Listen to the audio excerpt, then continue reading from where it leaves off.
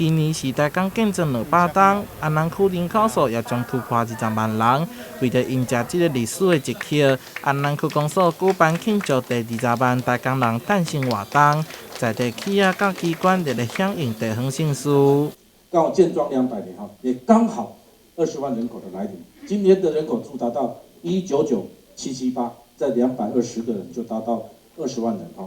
那么过去3个月的统计，每个月大概都可以达到300人的一个户口的成长。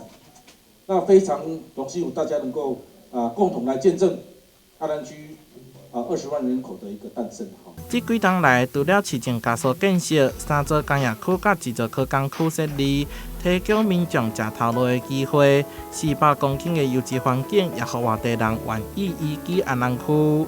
咱安南区的这个资源，会使讲非常的丰富。拄啊区长讲的吼，这是苍田变黄金啦。其实上，迄个因为地方的这个开发，造成足侪的这个好业人吼，非常欢喜，会当见证到这个历史上的一刻。安南区，伫我做囡仔的时阵，我是30当前，安南区叫做啥？讲草地，就爱过到盐水溪仔去过，到文林过，迄算市来。即马毋是，较早叫做台南市安南区，即马呢？安南区即马叫做安南市。自今年5月开始，台南市府将举办一连串庆祝台港建成200档的活动，加上海尾消防局也将举行建桥大典，到阵来见证这个地方姓氏。台南新闻杨顺怀采访报道。